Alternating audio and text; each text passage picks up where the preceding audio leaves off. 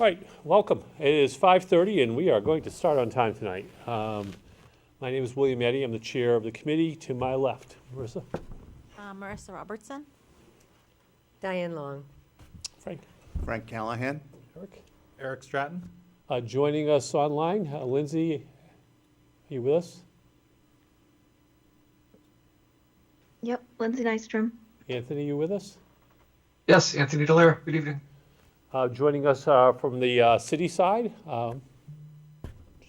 I'm Jacqueline Burmeister, Community Preservation Manager. Tom Morano with the city's Economic Development Office. thank you all. So tonight is our first of our two public hearings as we go through the second round of the CPA process. Tomorrow night will be our second public hearing. And on February 24th, we will gather here again to do our awards and the recommended awards, and to go through the scoring and see if we got some consensus among the committee. The process after that is those that are chosen are to be recommended. Those recommendations go to the city council, who are the ultimate decision makers in terms of awards. And then if he goes through that process, you'll work with Jacqueline throughout the process to move forward. Tonight, very simple. We have 14 groups, so we are going to move this along. As you are called up by Jacqueline, she will give a brief description of the project. When you come up, I will ask you to introduce yourself and to give us 2 minutes or so on a little bit what we should know about this project. Keep in mind, we have all seen what you've written, submitted in writing, so there's familiarity by the committee on the project. So I'd urge you to keep it brief and leave time for the committee to ask you questions. A long filibuster is not going to help you. I give you that advice tonight. So we appreciate you taking the time to fill out the application. Appreciate that you're interested in getting your project moving forward, and we're very happy to have you with us tonight. Any questions from the committee before we get moving? Any thoughts from the city side before we move? So with that, Jacqueline, why don't you have our first folks come up? Excellent. So I'm going to be moving through the agenda in the order that they're listed. There are copies of the agenda in the back. If you want more details on any particular project, there are a few QR codes scattered throughout the room. You could scan them, and there's links to the applications. So we'll just start at the top. So the very first project for tonight is the Cultural Center roof replacement and exterior preservation. So this is a historic resources category project. And this is to replace the Cultural Center's roof and restore the historic exterior to prevent further deterioration, enhance structural integrity, and to preserve the longstanding cultural community landmark. So the request, the CPA request is $407,220. Do we have anyone here for this project? Excellent. Come on forward. You can stand up at the podium and share with us a little bit about your project. Good evening. Please tell us your name. Hi, Natalie. That microphone might be adjustable for you so that you don't have to keep bending over, or you can pull it right up, whatever works for you. Good evening, and thank you for the opportunity to speak tonight. My name is Natalie Demers, and I am a proud member of the Cultural Center Chrysophorifiton Alexander the Great, which is a non-profit Greek organization serving the city of Worcester. Our cultural center is more than a building. It is a place founded by immigrants from the village of Chrysochorifa in northern Greece who came to Worcester seeking opportunity, community, and a way to preserve their culture while contributing meaningfully to the city they now call home. For more than 50 years, our members have been active, positive contributors to the Worcester community. What they created continues to serve as an important cultural and civic space in the vibrant Main South neighborhood. Today, we are seeking support to address critical preservation needs that will allow this work to continue. Our most urgent priority is the replacement of the roof. A sound roof is essential to protecting the entire structure and everything that happens within it. In addition, we are proposing restoration of the historic masonry, which will help preserve the character and integrity of this historic building. These improvements are not cosmetic. They are necessary to ensure the long-term sustainability of this community asset. The Cultural Center remains active in the city. We offer Greek dance lessons that connect children and families to their heritage, and our youth proudly represent the Greek community at events throughout the city, such as Woosocks' Greek Night and St. Spiridon's Biannual Festival. In addition, we represent the Greeks of Worcester in the metropolis of Boston's annual Greek Independence Day Parade. This grant would allow us to preserve not just a historic structure, but a space that reflects immigration, cultural pride, and community connection. We are committed to being responsible stewards of this building so that it can continue serving Maine South and the greater Worcester community for generations to come. Thank you for your consideration. Thank you, Natalie, and thank you for all that your organization does for our community. I just have one question for you. In the roof, how long have you been noticed the deterioration? How long has this been ongoing? I know that throughout the years it's been patched up. We have had the building for 50 years and I have not been around that long, so I'm not sure. I know that it hasn't been, and I've learned this through meeting with contractors, it hasn't been patched up correctly over time, but I'm not sure when it specifically started. And I guess my last question is, given the vibrant membership of your organization, have you embarked in any fundraising toward a roof fund or something? I was surprised at the match levels. We haven't specifically done fundraising for the roof. We do fundraisers throughout the year, such as our New Year's Eve party, our Super Bowl party we had our 50th anniversary gala in November. And so through those fundraising efforts, we are able to take care of any unexpected costs that may arise, up to $10,000. Thank you very much. Questions from the committee? Yes. My question kind of falls, I think, along a similar lines, but I was just curious. Has the group sought any outside funds as well, either through grants or other organizations to help support the roof? Because I think I also was sort of a little surprised just by the lack of a match related to the funding for that. We have not applied for any other grants. And can you give me an idea too of what is the current membership of the organization? I believe we have close to 200 members, and that would be families. There is an annual fee for our members, and we are a nonprofit, so that goes to a lot of stuff, and this roof replacement is quite pricey that we're not able to pay the majority of it. And my final question would be, in reading through the application, I saw the quotes. Have you sought quotes from other organizations, other contractors? We have not. We know that if approved, then we have to get quotes from 2 other contractors, so we were kind of waiting until that point. Okay, thank you. Frank? Wait, do I hit the button? No, you're good, pal. Oh, good. So I took a walk down and took a look at the roof, and the roof to me did not look that big.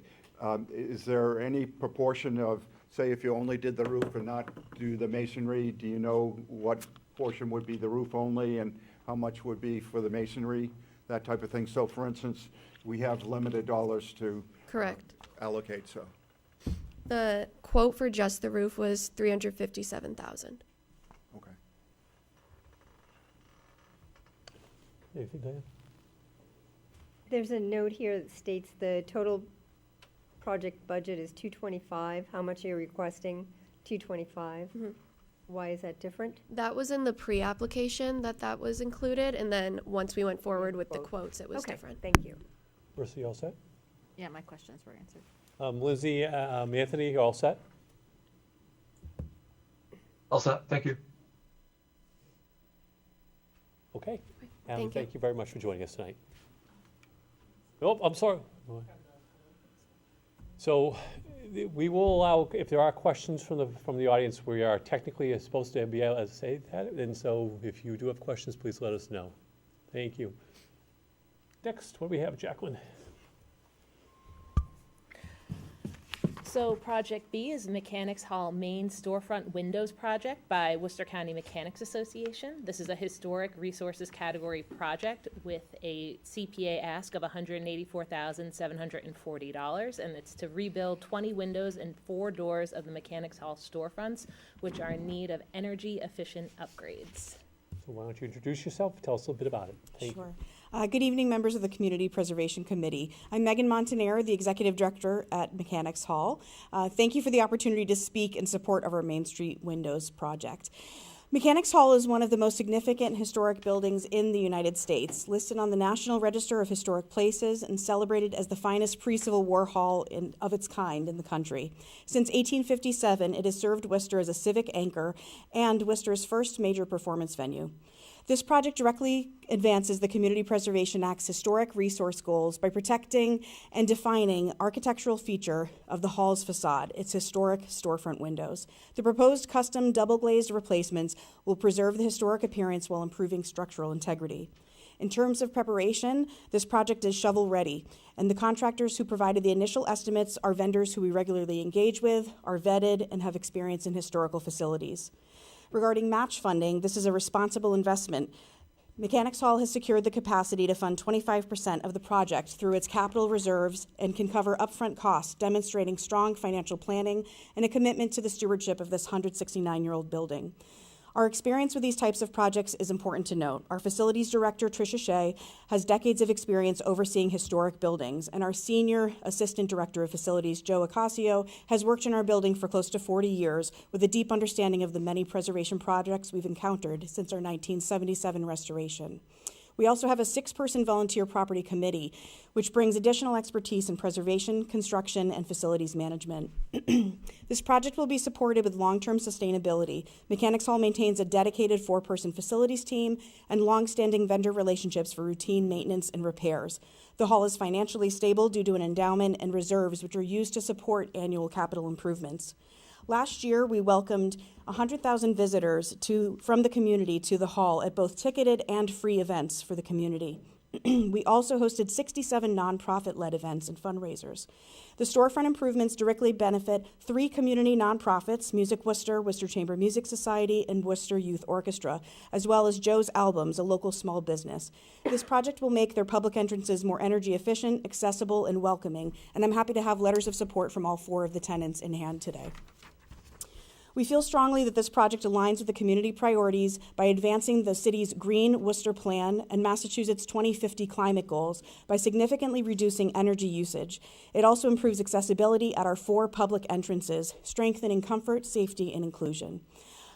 The project follows the Secretary of Interior standards, and custom replacements will protect the facade, limit heat loss and moisture infiltration, and prevent deterioration of historic interior features.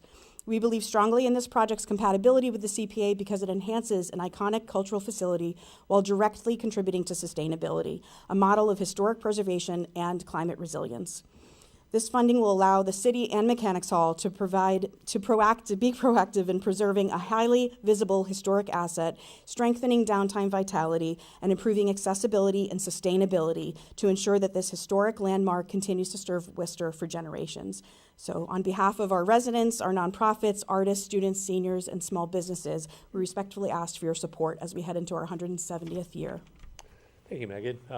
Strong project thank you for clarifying the match.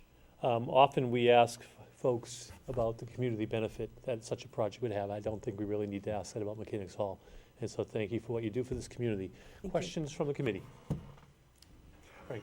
Whereabouts exactly are the windows? Are they on the first floor in front, or are they on the second floor, or? Yeah, they are on the first floor. They are right in the front on Main Street. So we have 4 storefronts in addition to the Mechanics Hall entrance that house these 3 nonprofits and Joe's Albums. So it's those windows? Yes. Strictly? Yes. Eric? I'm just wanted to get a little bit of clarity as to the total ask, I guess, for this project. And part of that is just the numbers seem to vary some between, what we have on our sort of first item for the project, where I see one number, I see a certain number on the pre-application, which I understand is usually prior to quotes, and then I see another one with the line item budget and the quote there. So I'm trying to just make sure I've got my head wrapped around. Sure. Can you please confirm what your total ask is for this project? Yes, our total ask is $184,740. In the pre-application, we had explored storm windows on those areas. And after consulting with our preservation specialist on our property committee, it was their feeling that the best path forward for these windows was actually to do replacement in order to strengthen their integrity rather than drill into what was currently there.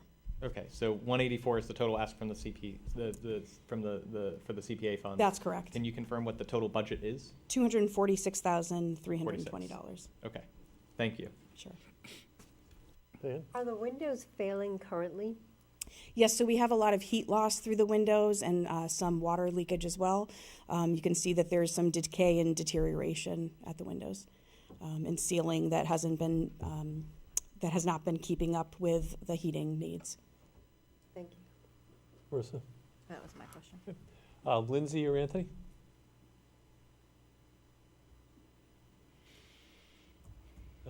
Seeing no further questions, thank you for joining us. Thank you.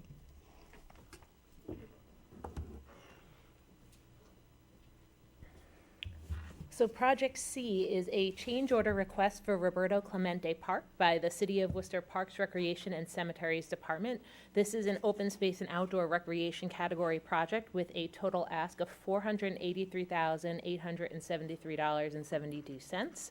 And this is to utilize awarded and unspent funding from the Spring 2025 Pilot Round Project Roberto Clemente Park Improvement Project to construct another parking lot to provide greater access to the park. We have a yes. Great. So before you come on up, go ahead. Just want to remind the committee, this was before us. We approved this in the first round.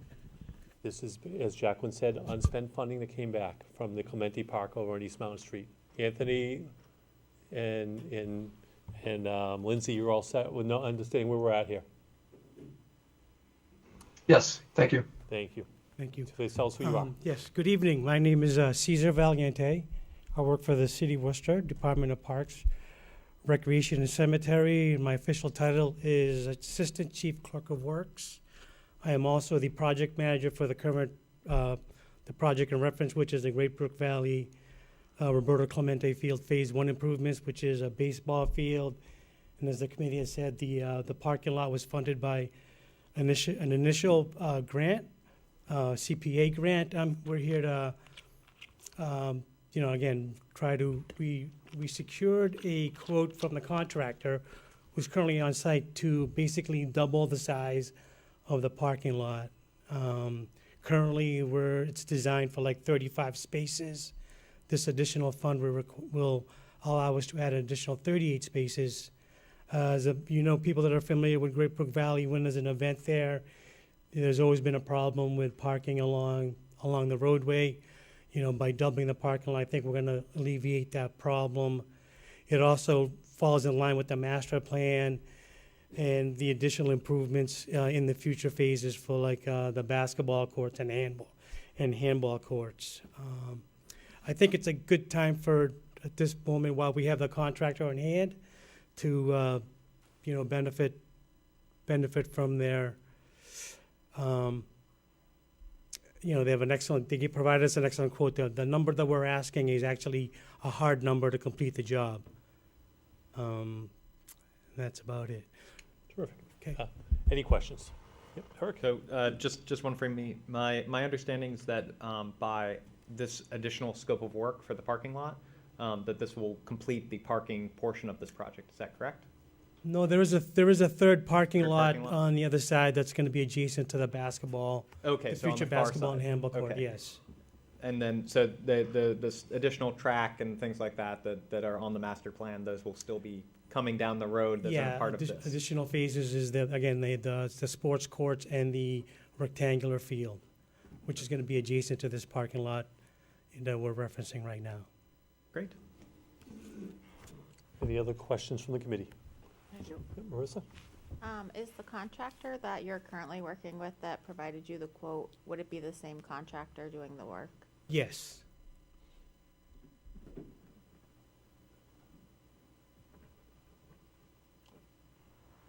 all set, Marissa? Oh, yeah. Lindsay or Anthony? No questions. Thank you very much, Cesar. Thanks. Our next project is electrical upgrades to Institute Park's gazebo by Friends of Institute Park. This is another open space and outdoor recreation category project with an ask of $62,500, and it's to upgrade the electrical power capacity at the gazebo in Institute Park to serve programs of Friends of Institute Park, WPI, and other community groups for events and classes. Please introduce yourself. My name is Paul Levinson. I'm the Executive Director of Friends of Institute Park. Good evening to the Community Preservation Committee members.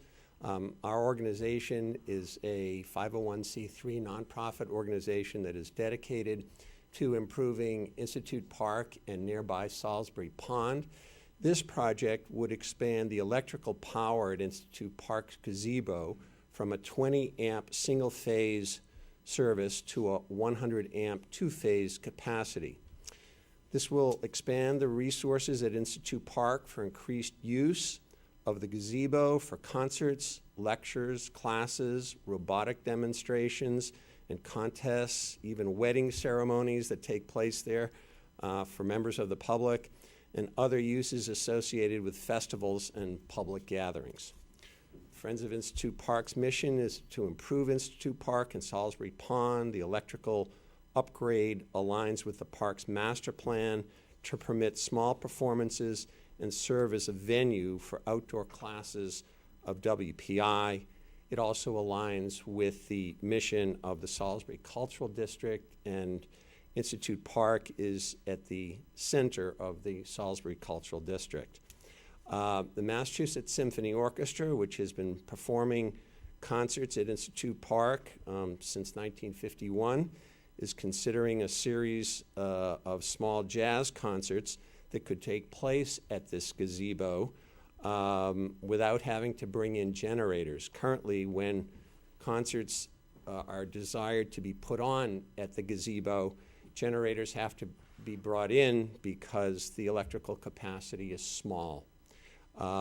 This would alleviate that and provide for more use of the gazebo by attracting patrons to come for the free concert series, and the use of this gazebo would be enhanced by this electrical upgrade. Paul, first of all, thank you. Thank you for your volunteer and your service to Friends of Institute Park, and thank you for all you do for the cultural aspect of this community. It's a terrific, it's pretty straightforward, improvement to one of our terrific open spaces.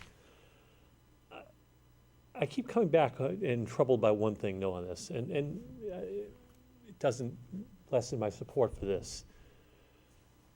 In my last iteration of public service, I recall a city manager coming to us and saying that in lieu of going for a payment in lieu of taxes of our universities in the city, that each university would have a role to play, whether it be Holy Cross with their bookmobile and other things. And I do recall the manager saying to us that we would enter an MOU with WPI to take somewhat control of Institute Park. And given the proximity to the park, and given their expansion around the park, it made perfect sense. Yet, I'm surprised I don't hear in your presentation some mention of WPI funding toward this project, which certainly will benefit not only the needed benefit of the community and the concerts that go on, but clearly would benefit the college that's supposed to be having, through an MOU, some oversight of this park. Why is it that WPI isn't contributing to this? Have they been asked? The issue of WPI's contributions to Institute Park is a complicated one.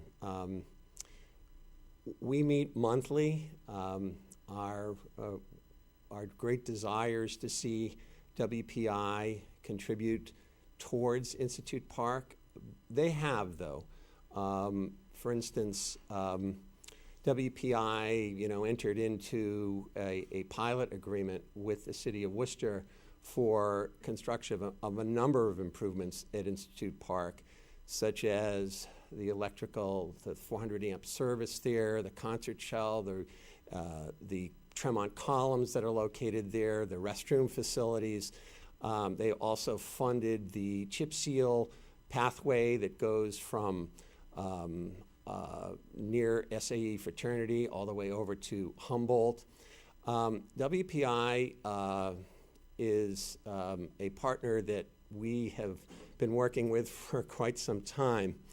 I think that our goal is to continue to work with WPI. For instance, WPI pays for annually, they have been paying for the removal of, in Salisbury Pond, the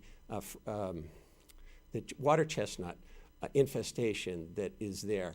So WPI has actually stepped up to the plate in a number of ways in Institute Park. This project, Friends of Institute Park has funded the plans and specifications. For this project, we have solicited 3 competitive bids for this, and the bids range from approximately $31,000 to $62,000. So we feel that the ask of $62,000 is really on the high end side of this. But I can't answer specifically for WPI because I don't speak for them, but I can say that WPI's contributions to the park have been significant over the years and can't be dismissed. Okay, thank you. Other questions from the committee? Lindsay or Anthony? No questions. Thank you. Paul, thank you for all you do. Appreciate it. Thank you. Our next project, Project E, is affordable housing creation by the City of Worcester Affordable Housing Trust Fund. This is a community housing category project with an ask of $2 million, and this is for the funding of a grant program for the development of approximately 30 new affordable homeownership and rental units for households earning less than the 80% of the AMI with priority for deeper affordability of 30% and 60% AMI in the City of Worcester. And even though you need no introduction, why don't you introduce yourself again to the committee? Great, thanks. So, good evening. I'm Jeanette Cosme. I'm the Affordable Housing Trust Fund Manager for the City of Worcester, and I'm grateful to be here tonight to present this opportunity to the committee. So, at a high level, the Trust is seeking these funds to help create new deed-restricted affordable housing in Worcester, both rental and homeownership. As you all know, these projects are rarely straightforward. They often require complex, multi-layered financing, and local funding often plays a critical role as gap funding to make sure that these projects are feasible and can happen. So, as such, this request is directly aligned with the FY25 Community Preservation Plan, which names affordable housing as a top priority and emphasizes investments that are strategic, high impact, and long-term. And one of the reasons that CPA works so well through the trust is our structure. So as a municipal affordable housing trust, we're able to issue RFPs, evaluate proposals, make awards, and monitor affordable housing projects without having to go back to City Council for each individual funding decision. And this allows the city to move somewhat quickly while still maintaining transparency and accountability. And we're really seeing real results from this model. So to date, the Trust has committed over $18 million in American Rescue Plan Act funding to 13 projects that are creating 324 net new affordable units. And then more recently, with the help of CPA funding, we awarded $1.25 million to 8 projects that will create 57 deed-restricted units. Those projects represent more than $185 million in total development costs, which means that the CPA dollars leverage roughly $150 for every dollar invested. So that is a pretty strong return and a clear demonstration of CPA's role as gap funding. And we're also using CPA dollars to advance broader community goals. So all trust-funded projects are required to include at least 10% of the units being accessible, at least one, depending on the scale of the project, and fully accessible common areas. And that exceeds state requirements and applies to projects of all sizes. So if this request is approved, we plan to issue the RFP by April, conduct outreach and provide technical assistance to developers in the spring, and then make awards by June. And applications will be evaluated again using criteria adopted by the Trust Fund Board of Trustees, and will be informed by this committee's priorities as well. So finally, I just want to emphasize stewardship. So with the trust, city staff supports with technical review, monitoring, and reporting, and will enter into another intragovernmental agreement to clearly spell out how the CPA dollars will be used. So I'll stop there, and I'm happy to answer any questions and dig into any details. So Jeanette, thank you as always.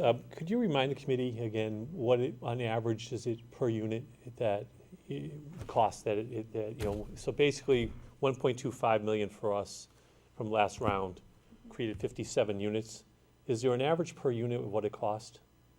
So the total development cost for I have a spreadsheet with me. It really varies by project scale. So total development cost ranges, I think one of the smallest amounts is, those are all large. Give me one moment. No problem, take your time. So we're looking at like $450,000 total development cost for a single family home. That's the smallest end. And then at the largest end, you have, we funded a housing authority project, and that TDC is about $140 million. So a very broad range. Okay, thank you. Questions from the committee? Frank? You don't know the 30 units, 30 different vendors at this point. You're going to have the RFP in April for them, is that correct, or do you know already? Yeah, so we'll go through another request for proposal process. We do have, in the fall when we issued the RFP, we had 2 tiers. We had tier 1 for more shovel-ready projects that would be able to get going within 6 months. We had a tier 2 as well. We used all of the funds for that tier 1, but we did have $2 million of eligible requests for that tier 2. So I know that those projects are going to come back, Okay. and then there will be others too that are also in the pipeline. Thank you, Frank. Eric? First, I want to say thank you for all the information you provided in your application. It's really helpful to see, too, how those funds were spent and sort of the turnaround, because you were able to deliver on more units than what initially I think you had planned for based off of that, and more affordable ones. Similar, I think, to the first round, I think one of the questions I would have is, as part of this project and the seeking to have more affordable units as well as more affordable home ownership and all of these being sort of deed restricted, the question I would have is, is there room to push for more affordable, accessible units rather than sort of, I know we have kind of a target goal of 10%, is that right? Or at least 10% or 1 unit per project? As a minimum, yes. As a minimum? Mm-hmm. Do you think as part of this there's room for us to be able to push for, say, 15% or 2 units if it's a multi-unit facility? And I think, part of my rationale for this, I think, is that, I have aging parents, and I know other people who do, and as we see, aging population, I think that having not just affordable housing that's available, but also affordable and accessible is going to be more important.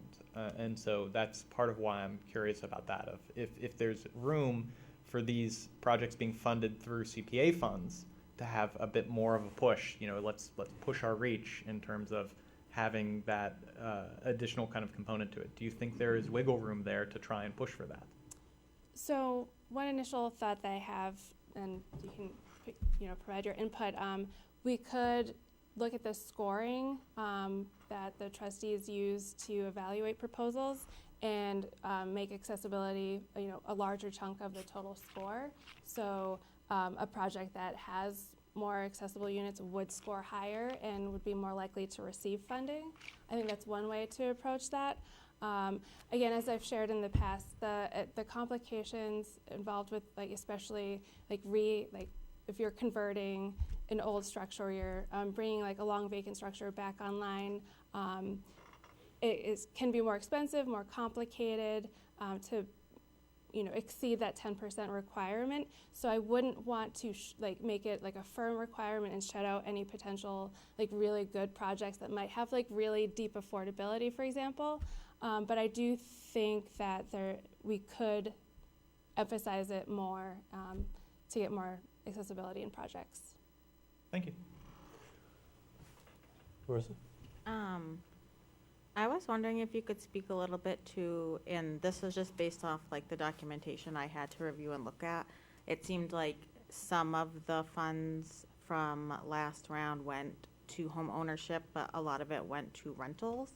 And I'm wondering if you could speak to like that ratio, and if there's any room to push for funding more ownership to help like low income folks build long-term equity, since that is like mostly how folks do that. And if there's any like stipulations around that. Sure. So, I mean, it in part depends on what projects are coming, are submitting applications. I think one of the challenges with affordable homeownership is that the numbers are really hard to make work. So it's, we primarily funded like Habitat for Humanity because their model, like that's what they do. And so it's much easier for them, but like a for-profit developer to come in. So for example, one of the projects that was funded in the fall, that property was acquired through a city RFP process, so they got it for a discount. And there's lots of different types of subsidies that have to go into making homeownership affordable. So we can again try to emphasize it, but a lot of it is more like macro factors that are beyond our control. Thank you. Leanne, you all set? I am, I'm good. Lindsay or Anthony? Seeing no other questions, Jeanette, thank you for joining us as always. Thank you. Good to see you. Excellent. Next, we have Project F, Down Payment Assistance Program for 4 LMI first-time home buyers by the Maine South Community Development Corporation. This is another community housing category project with an ask of $20,000 to provide $5,000 of direct down payment assistance to 4 low to moderate income first-time home buyers purchasing new affordable residential condos at 1 Wyman Street. Why don't you introduce yourself and tell us a little about what you're asking tonight? Sure, thank you. Good evening, everybody. My name's Steve Teasdale. I'm the Executive Director of the Maine South Community Development Corporation. We're looking for $20,000 of community preservation funding to support the development of 4 affordable condominium units in a mixed-use 6-unit residential and 2 commercial unit building that we own at present. We're converting it from rental into ownership opportunities.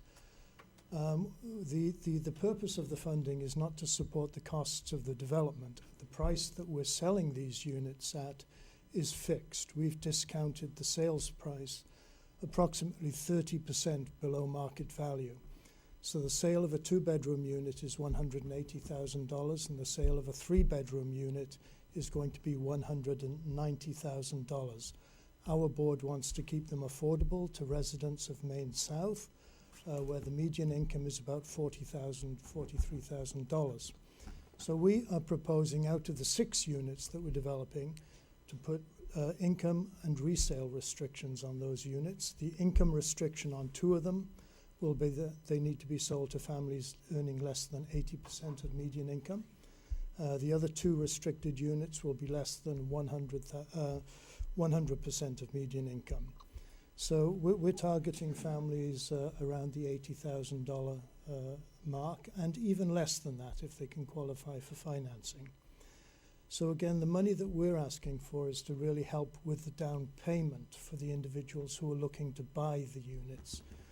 The issue in ownership is not always the ability to afford the mortgage payments, it's the ability to save up the down payment and the closing costs. So on a unit that is $180,000, 5% down payment is about $9,000. So we're asking to put $5,000 of the preservation funding towards that down payment, leaving them to pay for the rest of the down payment themselves, plus any closing costs that they're going to face. So it's a relatively small investment per unit cost to create ownership. The money is not to support the development costs of the CDC. We're discounting our units substantially to benefit residents of our neighborhood. What we want to use this money for is to provide greater access to ownership and overcome the obstacle of the down payment for many of these families. Thank you. Thank you very much. It's an interesting concept and interesting precedent for us to look at. I have just really one question, is how are the residents selected?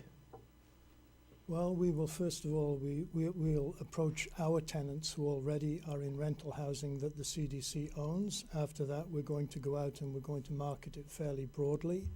And we've also already had tenants who are looking to buy those units and have heard about it by word of mouth. The reason I ask is most public, these kind of things will be lottery for housing. I'm a little surprised that you're not kind of... No, there's no requirement for a lottery. No, I didn't say it was a requirement. No, in this case, just you're right. In state-funded developments, there is a lottery requirement. But in this case, we own this building with no restrictions on it. So we're able to just really move forward without the lottery process, but to advertise through our tenants. We offered it to existing tenants in the building. There's one who wants to take advantage of that opportunity. And we will have it out there with word of mouth. I think, realistically, we're looking for suitable buyers, and people who come to us will meet that criteria, we'll consider. Thank you very much. Questions from the committee? Frank? If you make a grant to one of these folks, are you quite confident that they'll be able to secure financing in order to get a mortgage? It would be conditional on them getting financing before we make the grant. Okay. Is there a length of time that they would have to stay in the property as an owner in order to qualify for the $5,000? No, but there are restrictions on how long they have to stay in the unit before they can gain from an increase in the market value of that unit. So we consider the subsidy that's being put into that unit the difference between what they're buying it for and the market value based on an appraisal. So we have appraisals of roughly $250,000 as the value of these units. So say we have an $80,000 subsidy. Our proposal is that they can be forgiven 1/10 of that subsidy every year they live there. So if they sold it after 1 year, they could sell it for what they paid for it, but plus 1/10 of the subsidy. The rest would be recapturable if there was an increased sales price by us. Okay. So we restrict the resale value. So after 10 years, they're free and clear. There's no restriction. They can sell it for what they want. But for 10 years, their resale is restricted to maintain affordability. That's great.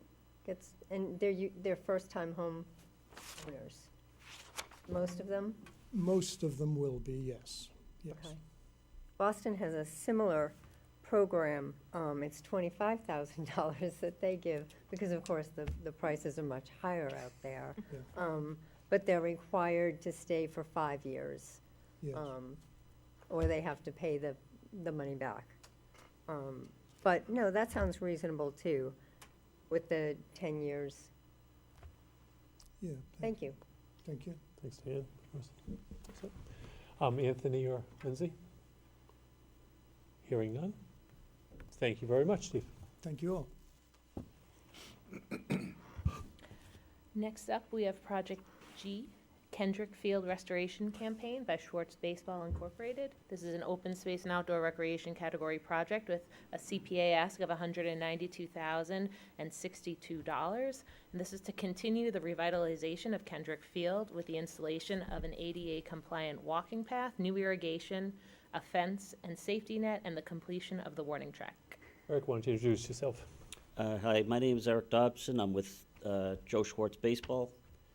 On behalf of Joe Schwartz Baseball, all the players and families who use Kendrick Baseball Field, we extend our sincere gratitude to the Community Preservation Committee for their vital support transforming Kendrick Baseball Field into a premier community asset. The continued funding will allow us to finalize essential safety and performance upgrades, including finishing the warning track, installing modern irrigation, replace fencing and netting to ensure safe and enjoyable environment for all fans, and integrating a walking path around the 60-90 baseball field, creating a multi-generational hub that extends the park's utility beyond the final out of the ballgame. This request for the additional pathway has happened rather organically. As the tree work and improvements were completed, there was a groundswell of appreciation from the neighborhood about the added walkability that has been created around the field with all the removal of the unwanted overgrown vegetation. For the neighbors, the pathway will provide a safe, accessible route for daily exercise, casual strolls, turning the baseball field into a year-round community asset. During games, the path will enhance the spectator experience by offering fans a dynamic way to follow the action from different vantage points, while also providing a dedicated space to move safely away from the bleachers. By bridging the gap between organized sports and neighborhood leisure, a perimeter path fosters a more inclusive, vibrant atmosphere that encourages everyone to enjoy the local green space together.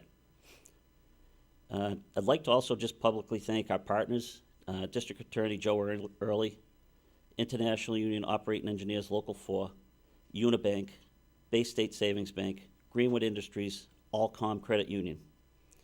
And I'd like to thank the committee for your time, and I'd leave you with this. As our partner Joe Early says, every dollar invested in youth sports related prevention programs can save up to $7 in future costs associated with crime and incarceration. By providing structured environments that foster discipline and resilience, programs such as these effectively divert at-risk individuals from straying down the wrong path. And with that, I take any questions. Thank you, Eric. Appreciate it. And I know we've asked you some questions the first time around. And so when I read this one, I was a little bit perplexed and looking for clarification. And I've since had the conversations, because obviously the walking path is not. It's a strange thing. Schwartz Baseball looking to help the infrastructure around the actual ballpark, and not actually in the ballpark. Could you kind of clarify for the committee, what is the relationship between Schwartz and the City of Worcester Parks Department in terms of the overall premises? Do you have custodial care for the entire premises, not just the ballpark itself? So Schwartz is responsible for the 2 dedicated fields, the D1 field, the AAA field for all maintenance, any capital expenditures. We're also responsible for maintenance for Indian Hill, the new field on Ararat Street, for the softball field and t-ball field, and we're responsible for maintaining this field as well now. This is an open field that other organizations use, but it's adjacent to our field, so it's a natural fit for us. We like using the field. When we got on the field 2 years ago, it had been in disrepair. If a ball went away from a catcher, you couldn't find the ball behind home plate. The overgrowth was such that you couldn't, every foul ball, if it hit the fence, you couldn't find it because the overgrowth had grown through the fence onto the field area. So far right now, we've utilized the grant from last year and done all the tree work. It has substantially improved the playability of the field. So you are, just to clarify for the committee, you are one of the few grantees who have moved forward without having the final contract and without being able to be reimbursed yet? Yes. And how far along are you in the first project? We've only done the initial, only because we have to wait to get payment. Sure. Once the repayment process is, we could have probably gone quicker and had more done, but we just didn't have the funds to do everything sequentially. As soon as that's cleared up, we should, well, Mother Nature's not going to help us this spring, but we were hoping to get done everything this spring, but I think it's probably, some of the things may be delayed till summer. Terrific. Questions from the committee? Are the folks that would be using the walking trail, are they families of the players, or are they typically neighbors? There isn't that much of a neighborhood right there, so. Surprisingly, if you go down, there is a walking path around the football field that Abby Kelly uses. Oh. And I go down a lot in the evening to do work or see a game, and there's always people walking around the trail. As soon as the tree work was done, unfortunately, it snowed about 5 days later, and it hasn't gone away. We spent a lot of time down there looking at what a great job and how great it looked and different. And many of the neighbors were walking around that area and just, you involved with this? And we're like, yeah, a little bit. And they're like, well, thank you. You know, the neighborhood people just appreciated it, so. Was waiting for the Parks guy over there. I will just say that, you know, I went, you know, like I did go by and see some of the work that you all had done. You know, it's definitely, you know, the field is definitely, or the park in general is, you know, looking good.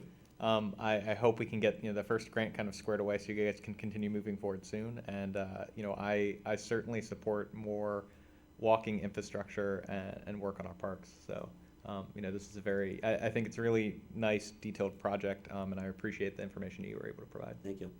Thank you. Marissa? Thank you. Anthony, Lindsay? Hearing none. Thank you. Thank you, Eric. Appreciate it. Our next project is Project H, Sister Lily Entrance Repair Project by Essentia Care Alliance Incorporated. This is a historic resources category project with a CPA ask of $60,000 to repair the historic entry porch of Sister Lily Rest Home, where the roof and the entry porch is deteriorating, the trim is rotting in many areas, and the floorboards are compromised. Andy, why don't you tell us who you are? Good evening, and thank you for the opportunity to present our application. My name is Andrew Freilich, and I'm the Chief of Strategic Business Development at Essentia Care Alliance. Essentia is a long-standing nonprofit human service organization serving thousands of residents across Massachusetts and New England, including here in Worcester. We are a system leader in senior care, supporting older adults with complex medical and rehabilitation needs. Earlier this year, Essentia moved its headquarters to 18 Chestnut Street, a building shared with several other nonprofit organizations, reflecting our long-term commitment to Worcester and collaborative services. One of Essentia's most important Worcester-based programs is the Lutheran Rehabilitation and Skilled Care Center at 26 Harvard Street. Lutheran Rehab provides essential rehabilitation and skilled nursing care to vulnerable Worcester residents, many of whom rely on safe, reliable access to the building every single day. The facility is housed in the historic Henry Goulding Mansion, also known as the Sister Lily Building. It is a prominent historic structure that contributes to neighborhood's characteristics while continuing to serve the public through active use. We are seeking CPA funding to address urgent safety repairs to the historic front entrance, which has been flagged by the Worcester Fire Department due to deterioration of the porch, roof, trim, and decking. CPA funds would be used specifically for materials, and Essentia will provide the full in-kind match by completing all labor and project management. This project benefits Worcester residents by improving safety and accessibility for vulnerable individuals, preserving the appearance and integrity of a historic landmark, and ensuring the continued operation of a trusted senior care facility. This project uses CPA funds exactly as intended to protect a historic Worcester building while ensuring safe, dignified access for residents who they depend on every day. Thank you for your consideration, and I'm happy to answer any questions. Andy, thank you for the good work that the Lutheran Home has done for the many decades in Worcester. Questions from the committee? Would the porch be used as an entrance and exit once it's been renovated? Correct. Is it used that way presently? It was up before we had to close it down. Okay. Due to safety concerns.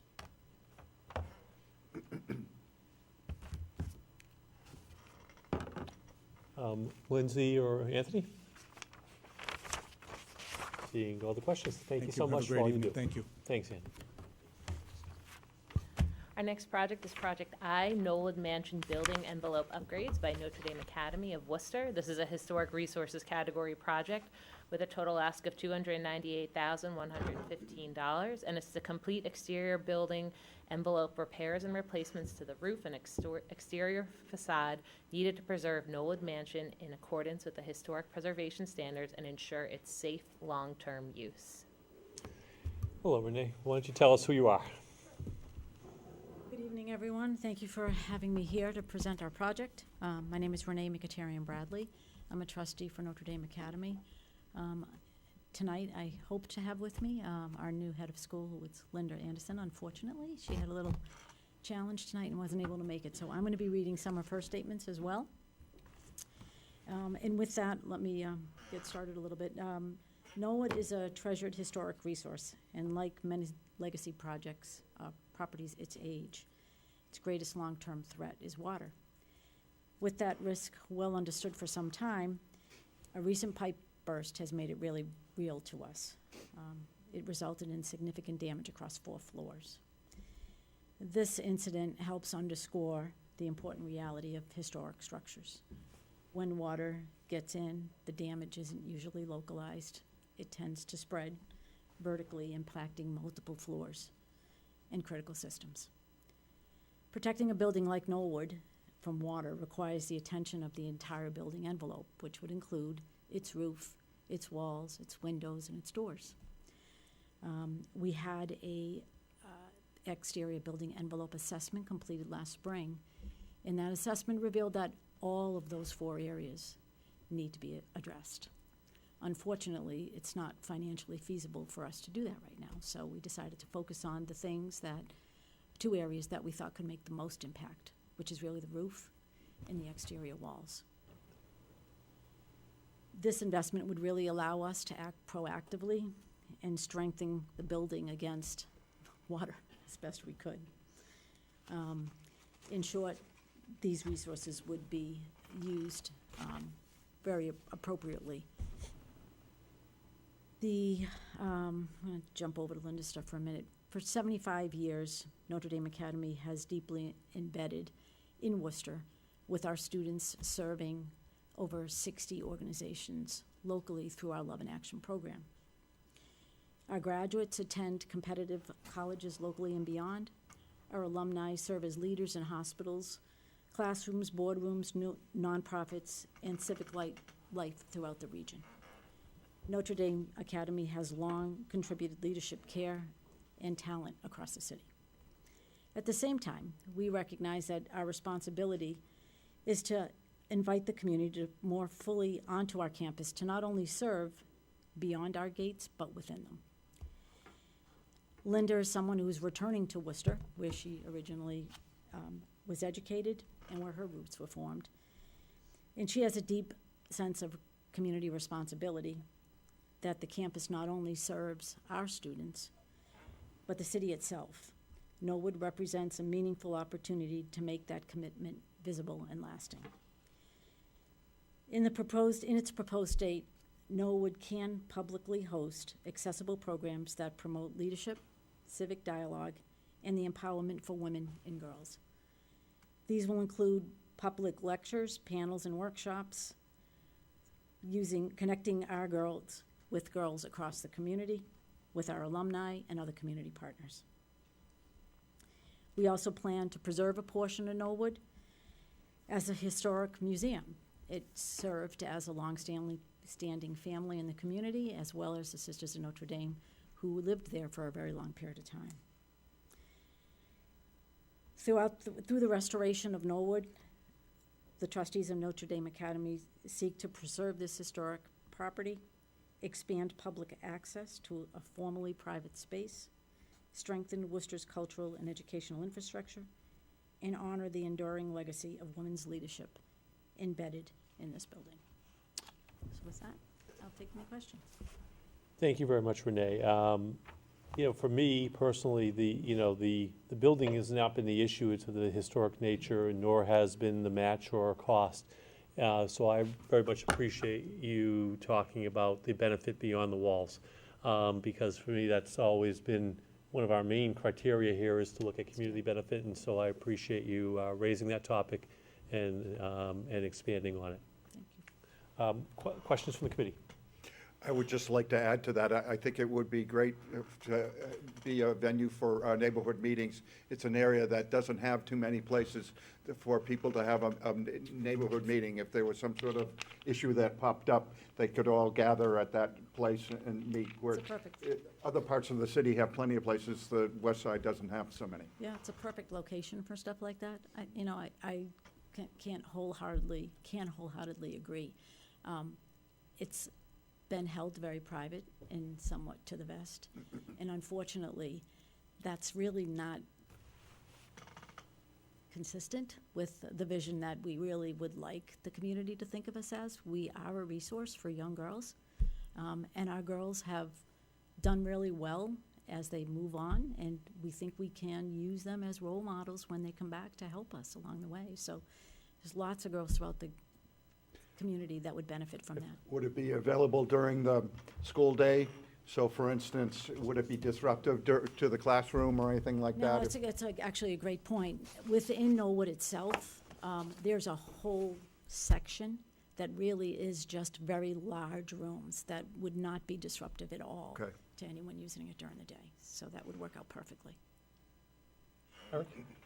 I just wanted to echo, I mean, I think that, my biggest concern was the community aspect of it, so I appreciate your kind of addressing that in this. Great. I'm sorry to hear about the pipe burst. I think we've all been suffering with this cold and are ready for it to be over, though I think we probably have a couple more months. One of the questions I would have is, so this project, as I understand it, is really looking at the roof and the envelope of the building. This is not dealing with any of the interior, is that correct? It's not. Okay, It's so all exterior. So I guess one of the questions I would have is that what are the plans with regards to addressing any maintenance or issues within the building? So in terms of actually making this accessible, obviously without the roof being repaired or things like that, if water is penetrating the building, that's a problem. Once that's addressed, though, I guess the question would be is, what sort of duration are we looking at to where they think the building would be usable? Or is it would be usable once that is done? It's usable once we solve the water problem. The recent one, I should say. I wish you the best of luck with that. Thank you. We're going to need it. Thank you. All righty. Diane, you. hold on, Appreciate it. hold up. Oh, You we're hear going- that? oh, good. Diane, Marissa? Are there any materials or written plans that we can look at around the proposed public use once it's ready, or that's like a verbal plan right now, I guess? Right now, it's more us having, I'm going to say conscious wherewithal when we hold our events to really make sure we market them a little more to folks outside. We tend to, I kind of mentioned this, our 75th anniversary is this year.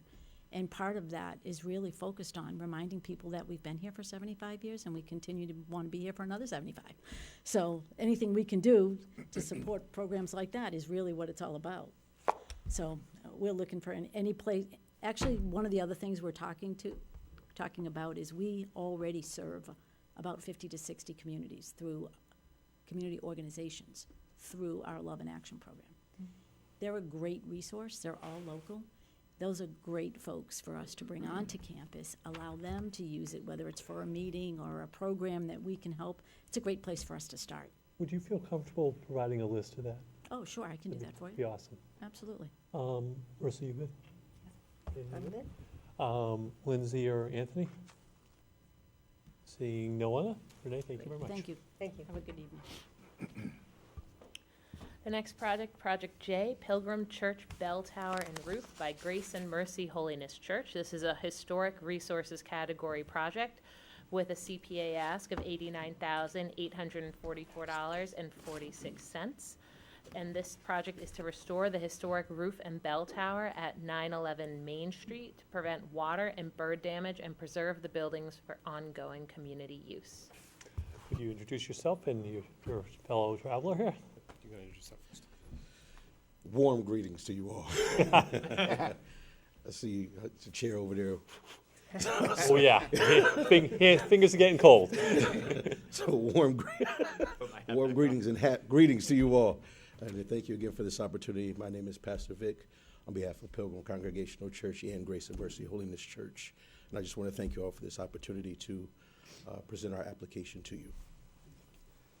My name is Jesse Hilgenberg. I'm the president of Dixon Salo Architects in Worcester, and we've been assisting the church going forward. If you're familiar with the church, there's a large portion of the building that's over the sanctuary, and then a bell tower looking at it from Main Street to the right. The past spring, summer, and fall, we've stabilized the roof over the main sanctuary, the vast majority of the project. So that was slate tile, gutters, flashing, downspouts. So that structure, that roof is fine and stabilized. While that was going on, the roof over the bell tower failed. So it failed to bird damage. Birds were inside coming out of the top of it. And then also just water damage that's now penetrating the roof has gone down to windows that are in the bell tower itself. So if you drive by, you'll see there's a boarded window. That all happened from the spring. So the grant we're trying to get from you is to fix the bell tower roof itself, just the roof, not the masonry, just stabilize the roof so no more water penetration's coming into the church. It's the cost of it is mostly associated with the scaffolding, to be blunt, because we've already done everything we could from a swinging crane and bucket. We've done some of the flashing, but the slate itself at the very peak has to be done with scaffolding, so that's our biggest cost associated. So Jessica, I need you to hold for a second. So, because I'm just mindful that not all the committee members have been here through the whole process of 2 rounds. So a reminder to the committee, we have history with this project. They were for us on the first go-around, and then in the interim between the first go-around and the second go-around, there was an emergency ask for funding. This committee voted to give the funding in the emergency ask, and then in coordination with the city, there was a decision to hold for a bit. So just so people were all on the same page, because I know not all of the members here were on during that process. So are you done with your presentation? Yeah. So couple questions. Because there's a couple perplexing things here. You stated there was no match, but yet I see Secretary Galvin has approved a $100,000, which regardless of whether it's coming from you or another source, that's matched to us. So tell us what the status of Secretary Galvin's $100,000 grant is toward this. Will it be used also toward this project? Well, that was used initially in regards to the roof of the main sanctuary. We did match that well and above that as well. So that was used towards the, where Jesse came in and assisted us with some Mark, GF Spray doing the work on that. So the 89,000 would be entirely, that would address the project you're talking about? Correct. Okay, and could you just address a little bit of timing? So if the CPA was to go forward again, as we did in the emergency, and provide the 89,000, and I am a little surprised that it's lower than the 150 we already approved once. So I'm a little perplexed why you didn't ask for the 150 again, but that's okay, that's your call on that. I mean, you know. I don't, that's why I'm asking you. I don't, but that's okay. I don't, not necessarily for me to know, it's for you guys to know. You feel warm enough to, you know. So if the 89 is approved again, talk to me about how quickly this would happen. So if the 89 is approved, we've spoken with Mark already, and where all systems go is just waiting for whether we're approved or not. We're dedicated, you know, no matter what, to ensure that this building is buttoned up to preserve this beautiful building. When I got there, there was only 10 elderly people there that were there from the beginning. And when I walked in to rent it, they were almost saying, "Oh," and I felt like running. But one of their, the pastor there was 89 years old, and he just passed away, and he just said, "Please, whatever you do, just help us to restore the building." So if it is approved, great. We're already, everyone's ready to go. And if not, we just tie up our boots and just try to do some fundraising and things of that nature to try to ensure the building to be secure. Okay, thank you. Questions from the committee? Are you able to use the church at this point? Yes, it's active now. We, every summer before school, we have back-to-school book bag drives. We have things, I work for Polar Beverages, so we give out drinks to the community and things of that nature during the summertime. Orange dry joke, or? No. I called my cousin Chris. He said he'd never heard of you, so it means you're not in trouble. All right, that's a good thing. Chris who? Crowley. Oh, okay, all right, yeah. No, I stay on the good side. I try to stay under the radar, come in, do my job, and go home. You probably work at night. No. I work. I do runs to Waterford, Connecticut, and New London, Connecticut. I'm a driver. Oh. I'm a Class B driver, so Okay. I go in, do what I got to do, go back to 911 Main Street, try to sweep up, plaster up, whatever I can do with my hands. I'm not the jack of all trades. I'm just Jack, and I try to trade. Eric? again, just kind of confirming, so this is really just looking at essentially the roofing and stabilizing that bell tower, basically preventing water penetration and other aspects? Correct. Okay. We just want to complete the roof to stop the water from coming in to the building. Certainly. And just out of curiosity, is there currently a bell in the tower, or? So there, from what I'm told, there was a bell, but there was a petition, and the former deacon, he's 93 right now, he just got out of the hospital, so I have to have dinner with him. But according to him, because he's been there since he was a little boy, there was a petition to remove the original bell, and he told me that half of the people were dead. So there is a computerized bell. Okay. That is there at the moment, and it still rings. It's 13 minutes late because I can't figure out the computer. It's before Radio Shack. All So right. I don't know how it works, but I know every 13 minutes after the hour, you'll hear the bells. Gotta talk to some of those WPI kids. I bet they I can may figure it out for try, you. but I don't know if they know. If you saw it, you'd be like, yeah, it's very ancient. Okay. Thank you so much. No problem. Thank you for stabilizing the majority of the roof already. I'm thrilled. We're dedicated to preserving it. It's such a beautiful gem. Yeah. It just needs some elbow grease. I just have one Oh, Marissa, clarifying sure. question, maybe for you, Yeah, so it sure. could be for him. Is the application that I read the same request No. that was submitted for the emergency work? No. Or it's slightly different? Yeah, it's also a different funding amount, which is what caught us by surprise. Okay, okay. Got it. You good? Yeah. Okay. Anthony or Lindsay? Hearing none. Thank you both for joining us Thank you. tonight. Thank you for all you're doing. Our next project is Project K, critical roof repairs to historic building offering affordable housing to low-income women by Abby Kelly Foster House Incorporated. This is a historic resources category project to complete rehabilitation of the 77 Chatham Street property to maintain its long-term safety and habitability through the replacement of its historic roof so as to serve as apartments for low-income women and children. And the CPA ask is $186,000. And I believe we have some folks online as well. Are you able to unmute? Yes, great. So could you introduce yourself, and then either you introduce your folks who are joining us online, or have them to introduce Yeah, themselves? absolutely. Thank you to the committee tonight for allowing us to give our pitch here.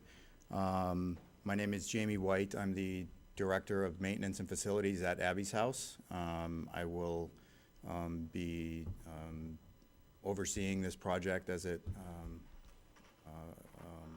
unfolds. A little bit, do you want to actually, Julie, do you want to introduce yourself as well? Sure. Yeah, hi everyone. Thank you so much to the Community Preservation Committee for having us. It has one of the privileges of going later on your agenda is that we've had the chance to listen to some really cool projects.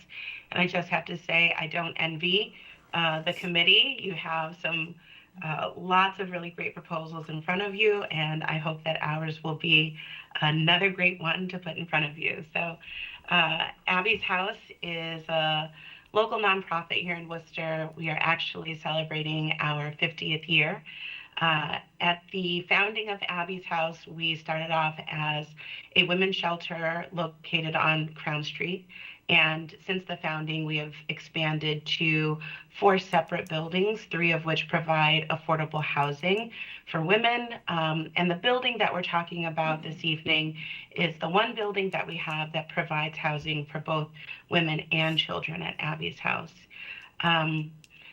Abby's House is a housing organization that has a commitment to providing dignified and deeply affordable housing for women who are experiencing homelessness, who are needing to move on from an intimate partner violence situation, a combination of those things, or other circumstances that are often unique to the experiences of women. So we come before the committee today with a request for $186,000 for the replacement of the roof at our property located at 77 Chatham Street. That is one part of a larger renovation plan that we have for that property. This is a historic building. It's part of the Crown Hill neighborhood, historic neighborhood within the city. And Abby's House has been the owner/landlord of this property since 1996. We did a renovation of the property in 2001, but here we are in 2026, needing a little bit more. So currently there are 7 units of 2-bedroom apartments in that building. Every woman who lives in that building is at 60% AMI or less, and I will tell you the majority of the women there are at less than that 60% AMI. And we have a commitment to always maintaining beautiful housing that is deeply affordable for many of the most vulnerable women in our community. I open the floor to questions and hope that you will be impressed both with the historic component of our proposal as well as our commitment to affordable housing. Well, first, before we get into your questions, Julie, for the minutes and formal record, could you give us your last name also? Orozco, Orozco. Okay, thank you very much. And thank you to both of you for all that Abbey House has done for women and families in need over the decades. Questions from the committee? Frank? Is the building staffed during the day, or is it, do the families leave during the day? Or No, these are 2-bedroom apartments. They rent out, so they're there with their kids. We do have a day resource center in the basement that just got renovated 2 years ago. That's where residents who live there can come during the day, or our shelter guests can come. So there are staff there, but as far as with the apartments, no, they do have an advocate. Actually, they do have an advocate on staff in the building. Let me just add to that, Jamie, just so everyone is clear. The building at 77 Chatham Street, those are 7 rental units. So every woman who lives there has a fully executed lease. So it's just like renting any apartment elsewhere in the city. It's not a staffed location, but we do provide a number of different supports that all of the women across all of our properties have access to, as Jamie was just mentioning. I also went by today. There's no signage that says Abby's House. Is that on purpose, or? Correct. Okay. Eric, or anything? So, as I'm looking through, as I kind of reviewed your project and looked at it before, it sounds like, this is really, again, focusing on the kind of more urgent request, which is the roof needed to be done prior to the other renovations that are needed. Correct. So a couple questions I had. One is just, are residents currently using all of these units, or are some of the units unusable due to the roof issue? No, they are all rented right now. I'm, as a director of maintenance, I'm out in the roof. I'm patching. I'm in their rooms, taking out the ceiling when it leaks. So me and my team are working really hard to keep that roof intact. The ice dams have been very challenging. So we're doing our best to keep everybody dry and safe. But they are all habitable, and we keep them tip-top. My follow-up question to that would be, with this roof replacement, in doing this, would there be any need to relocate any of the residents in the building in order to actually complete the roofing work? I just don't know, the extent of it. Is it going to cause any of these units to be unusable for any reason? That is a great question. I don't believe so. And if we do have alternative spaces for when we do have construction, rooms in the other properties. So. And my final question is, do you know when the roof was last replaced? Because it looks like from your submission, it's sort of a mix of slate tile and rubber roof, and which a lot of these historic homes, I realize. Correct me if I'm wrong, but I believe it was 94. It was during a addition to the back where they added a separate. So it's asphalt. There's some asphalt. There's the original slate, and they have the flat rubber roofing. So that was done during the addition by who knows contractor. You can tell where the different eras meet. But it needs some TLC for sure. Great, thank you. And again, to reiterate, thank you all for all the work that you do. I was going to ask the same thing. So you think the asphalt roof is about 30 years old, obviously ready to be replaced. The slate roof, is that being repaired? It's going to be all slate. We're going to, yeah. So there's patches where they came in, and I think where they met where the addition, where they joined the addition to the original building. There's a section that they just did regular, asphalt shingles for whatever reason. But, okay. Thank you very much. Yeah, you're welcome. Marissa? Yes, I have a question about the match, and I apologize, I don't have the details right in front of me, but if I'm thinking of the right project, it seems like there were some other grants identified in order to fund the match that haven't been awarded yet. So I was just wondering what the status of those were and if there are like backup plans if they're not awarded. Yep. Sure. So we currently have a request with the Charles Bank Holmes Foundation for $50,000. We had a site visit with a representative from the foundation last week that went well and felt promising. Of course, we don't know until we know. We also have an application that went out to the Esler Family Foundation via the Greater Worcester Community Foundation. That application was reviewed and was received favorably by the staff. Once again, we don't know until we know. What is guaranteed at this point is Abby's House has reserved through our bequest policy, through a board designated fund, some capital dollars to ensure that there is an opportunity that's secure through our own internal reserve fund.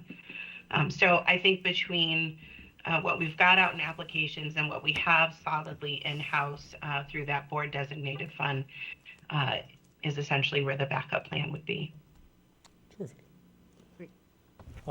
Lindsay, Anthony? Seeing no others. Jamie, Julie, thank you for joining us. Thanks for all that you do for our community. Thank you for having us. The next project is Project L, the Dr. Robert and Esther Goddard Center for Inspiration by the Wonder Mission, with a request of $100,019 to restore and preserve the house that was the birthplace and residence of Dr. Robert Goddard, known as the father of modern rocketry, and transform it into an interactive learning environment and resource center. Hi, folks. I'm Charles Slatkin. I'm the founder and executive director of the Wonder Mission. Our goal is to inspire the next generation of scientists and engineers and just kids that dream big. We're turning the house into a museum, library, and educational resource center. We purchased it in 2021. Have been doing renovations since. And the house is the multi-generational home of the Goddard family. It's 200 years old this year. And especially Dr. Robert Goddard, acknowledged worldwide as the father of the space age. First, I want to thank CPA for their generous grant last year, which allowed us to address phase one, which was the exterior repairs to the house, that much needed renovations. We were able to replace the entire roofing structure down to the rafters with a new asphalt roof. I don't think it's going to be leaking in my lifetime at this age. And we were able to de-lead the house, paint the house, and somehow we got this all accomplished a few weeks before the big snowstorm. And we're really thrilled about that because the upcoming 100th anniversary of Goddard's historic launch of the world's first rocket is coming up in, I think I have my timer behind me, about 34 days. And so Worcester and Auburn will be celebrating their role and legacy as the birthplace of the space age. So we've addressed the exterior, and for this next phase, we're hoping to address the interior renovations. Currently, the house has no humidity control or air conditioning, and it has a older, outdated steam boiler system. So we're hoping to replace the heating system with a energy-efficient heat pump system that'll not only provide us with air conditioning and heating, but more especially temperature control. We're beginning to receive donations and historical artifacts that need to be really protected by especially humidity and temperature. Just last week, we received a few boxes of audio tapes that were created in the researching of Goddard's biography back in the day. And it includes interviews with Wernher von Braun and Harry Guggenheim and Charles Lindbergh and all the living colleagues of Dr. Robert Goddard. So we're hoping to find a place where really we can serve as a repository for some of those artifacts. So moving forward, we're looking for a heating and ventilation system that's energy efficient. The current windows are all not historically correct. They're poorly installed storm windows and single pane replacement windows that are in really bad shape. So we're hoping to replace them with energy efficient modern double pane windows they'll have the right historic character. And we're also basically looking to repair a lot of the plumbing and electrical, especially on the first floor and basement, which is very much in need of repairs. It has a combination of Frankenstein plumbing and some homeowner electrical work that really is really requires some replacement and updating. And that's kind of a quick summary where we are. Just a quick plug in Worcester will be celebrating the 100th anniversary of Goddard's centennial very soon. And we have a big event at the Hanover on March 22nd that we invite all of Worcester to attend. It's a free event, and it's really focused on kids, teachers, and parents. Charlie, thank you. Welcome back. Clearly, as you recall, the first time around, the committee understood the value and appreciated the value and the historical nature of what's about to occur honoring Dr. Goddard. I guess my question for clarity is, this is the second of two requests. Is it the second of more to come requests, or is this the second of two requests? I think I think the first request was exterior. The second request really is interior, just to bring things to code. And I think we're in really great shape after that. I think what's interesting is I think the centennial is going to get Goddard on the national get more national recognition. I mean, we're moving forward with Jacqueline and Michelle Johnstone for a permanent preservation restriction. We're planning to get it on the National Historic Trust and create a preservation trust. So I think once we have the interior and exterior, I think we're going to receive a lot of funding for our educational outreach programs from outside institutions. We've started to kind of wake people up to how significant this is and what a great tool it can be to inspire a lot of kids. Terrific. Questions from the committee? Frank. Charlie, you were able to complete all of the first phase of the project, and you were able to do it with local contractors, is that correct? That was the best part. Not only local contractors, but amazing local contractors, to the point that Ray Moore, who basically did the de-leading and painting, turned to us at some point and said, in a great Irish accent, which I won't try to mimic, but, you know, Charlie, even though the garage isn't on the scope for my project, I think we better be de-leading and painting it in honor of the Goddards. So we've just been blessed with incredible, wonderful people that also have recognized how amazing this place is, and I think been really enjoyed being part of it and put in a lot more effort and attention to detail than I ever would have imagined. Sure. Any other questions from the committee? Seeing none. Anthony or Lindsay? Charlie, thank you very much for joining us, and we wish you well 34 days from now.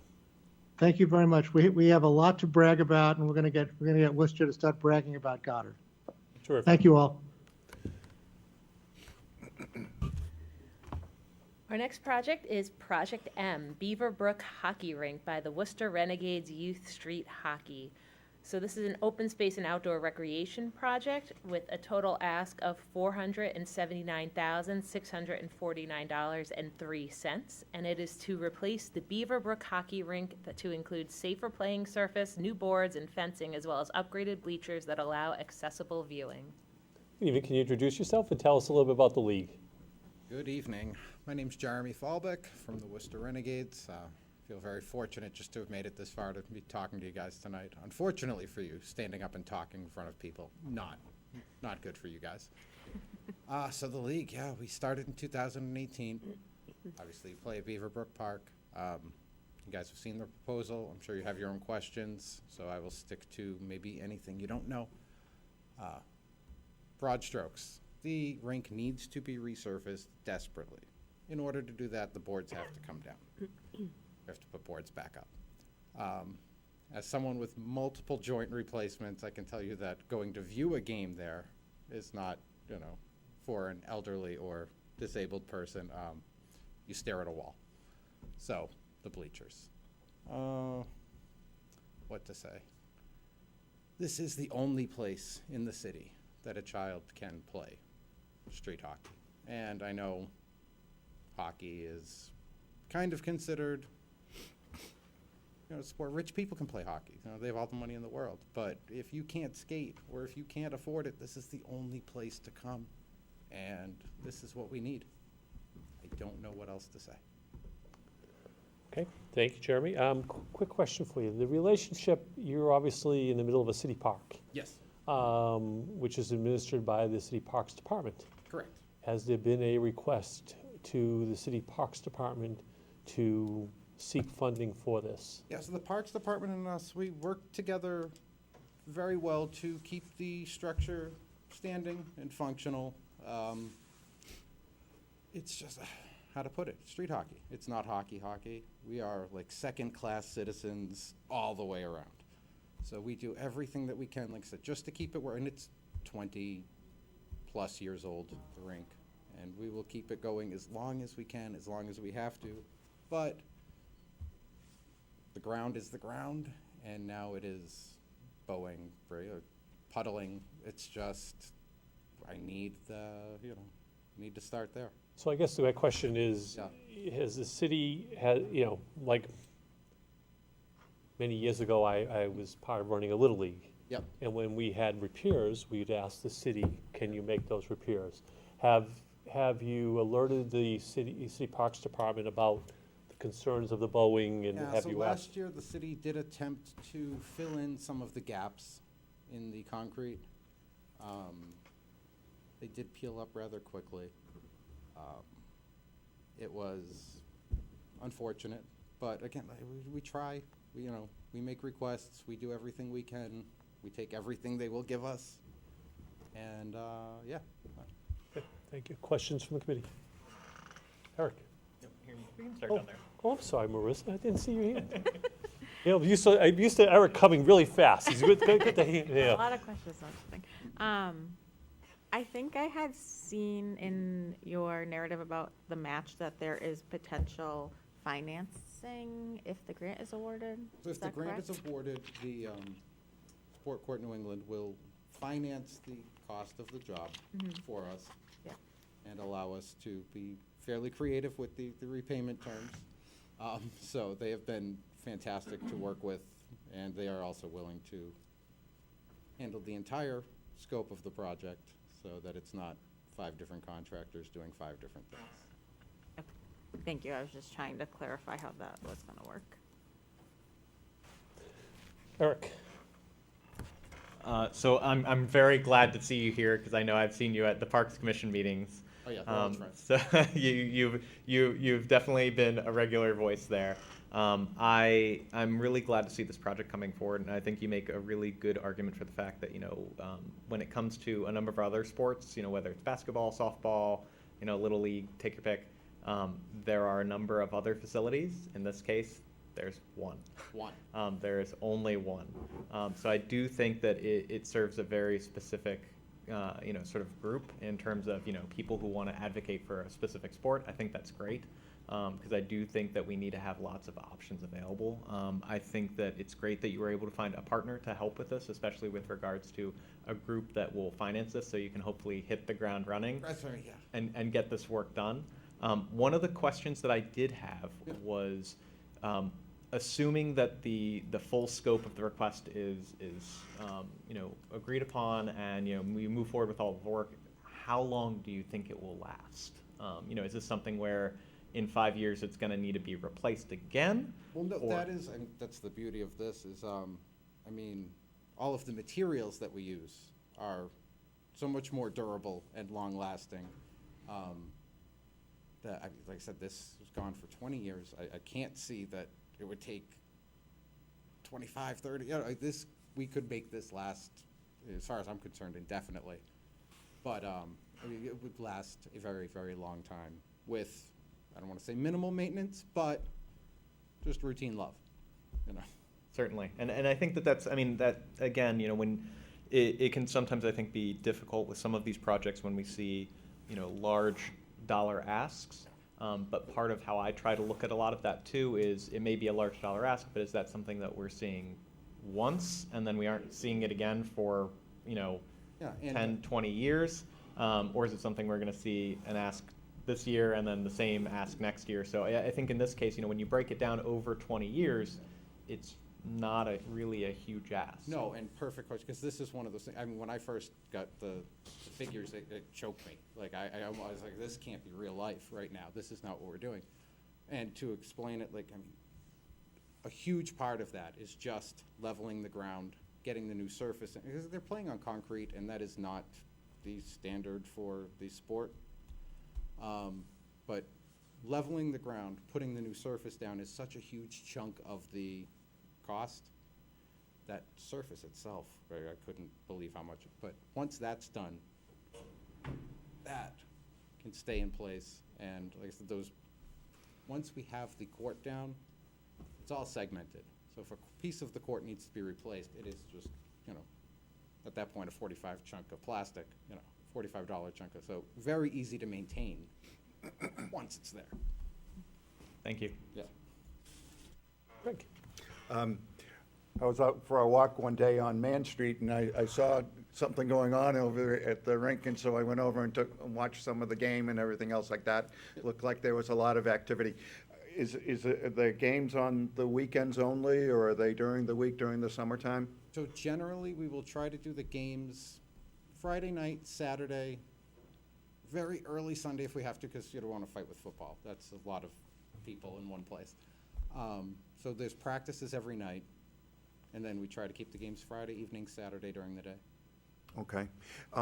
And if you did get the funding and the contractors came in, would it disrupt the season? That would mostly depend on the city. Our contractors, they're ready to do where our season would end, about the same time the school year ends. And they would be ready to come in the summer, in between seasons, and not disrupt our league. But again, the city will tell us when we're allowed. We'll do whatever we have to. So your season is during the spring and the school year, and then? The fall.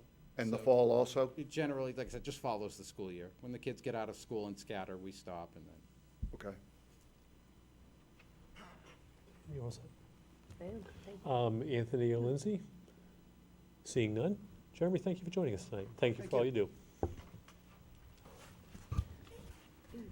And for our final project, we have Project N, 122 Austin Tot Lot Renovation by Worcester Common Ground. So this is an open space and outdoor recreation project with a CPA ask of $150,222 to finish the renovation of the Austin Tot Lot by adding equipment for younger children, rubber surfacing, and refreshing landscape to create a complete, safe, and welcoming neighborhood playground. Well, first of all, Prepared a little flyer. there you go. You can pass it around, they just have some pictures in it. And thank you for your patience tonight. Thank you. I know you guys have a whole nother set tomorrow, so I appreciate you guys. Why don't you introduce yourself? So my name is Anicia Jimenez. I'm the community organizer for Worcester Common Ground. For our project, we are looking to finish the renovation of our 122 Austin Tot Lot Playground. In the spring of 2024, we worked with Working for Worcester, the student-run nonprofit from Holy Cross that helps to replace playground equipment and do volunteer projects across the city. The 122 Austin lot is split into two sections. When it was created, one side was for younger children and the other side was for older children. The funding from Working for Worcester covered replacing the equipment for the older children and the removal of the existing equipment. All of this equipment on the site needed to be removed as it was unsafe and sinking, especially on the younger children's side, which you can see in some of the images on the top right there. Currently, the one side for the younger children is completely empty. We hope to remedy that with CPA funding by putting in equipment for younger children, as well as putting in place rubber surfacing in both sections of the playground. This is a safer alternative than the wood chips that currently lay on the older children's side of the lot. This would also require minimal maintenance and would ensure long-term sustainability for the playground. Lastly, we hope to refresh the landscaping in the border garden, which surrounds most of the lot. We believe these improvements would continue the transformation of the lot and provide a safe and fun place for families and children. After the new equipment was put in by Working for Worcester, we saw a huge increase in use of the playground by children, displaying the impact this playground has on families in the community. Thank you. Don't let me butcher it. Is it Anicia? Anicia, yeah. Anicia. Thank you very much for all that Common Ground does. I don't really have a question about the need for the project. It's true, in my opinion, it's a good project, and the funding sounds right, and there's a match. My question is, we funded a project in the first round for the Fatty Jenkins basketball court. Yes. Marissa, that is the first round project that got funded in the pilot.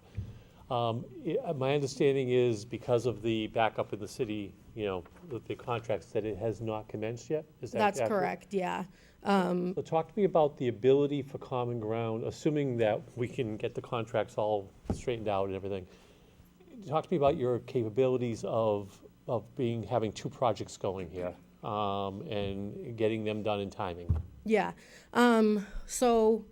Well, Worcester Common Ground has several projects going on at one time, all the time. We currently are renovating 16 buildings across our portfolio that are all kind of scattered in timeline. So they're overlapping. This project and the first round CPA project are both kind of under my purview. Even though construction is somewhat new to me, I'll be guided by our director. But I think specifically for this project, I don't think it would take long to implement. I believe Working for Worcester, we're able to prep the site and put in the new equipment over the span of a week. So I think the longest would be the rubber surfacing. That would take to pour and dry and do the rounds of that, but I don't see this project taking a long time, and that the court could be managed at the same time due to the kind of timelines of that. Questions from the committee? I have a question. It's right next door to the mustard seed. Does that have any impact on the playground at all? Like positively, or? Say, I think they're open in the evening hours for dinner strictly. So I'm hoping that the kids are done with the playground earlier so that there's no, conflict or anything else like that. Oh, yeah. No, we haven't experienced much of that, that since I've been with Worcester Common Ground in the last 4 years. I think since we renovated the first side of the lot, people have been much more respectful of the playground. And the new equipment, I think, offers less ability to kind of hang out for older adults and stuff like that. And like I said, actually, one of the volunteers from the Mustard Seed noticed the huge increase in usage after we renovated it. And so I think they also saw the impact on the neighborhood as well. Marissa? This isn't necessarily a question. Well, I guess it could be a question. And I know that the border garden and landscaping are not the primary point of the project.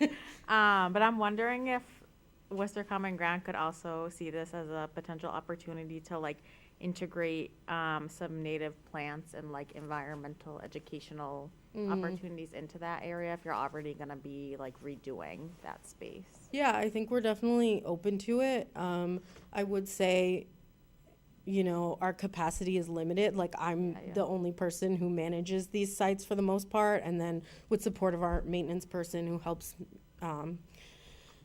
maintain these sites as well. So we are looking to kind of implement some kind of low maintenance landscaping, but I think we're definitely open to that as well.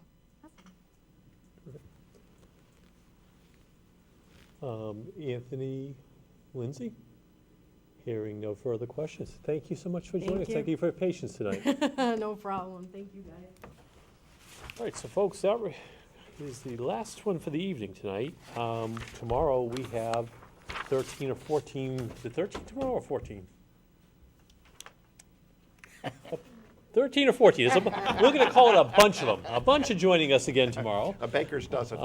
At the end of tomorrow, we'll have a quick chat at the end of, because remind me again, with scoring is due next week some point, right? So we'll, at the end of tomorrow's lengthy discussion, we'll figure we're going to go another 5 minutes after the hearing, where we'll talk about, you know, reminding folks what's the scoring criteria and the timing of this, and just so everyone's on the same page as we head on out on this. Does that make sense? On Diane's motion for us to adjourn the hearing, do I have a second? Second. All in favor? Aye. Aye. We are adjourned. Thank you, everybody.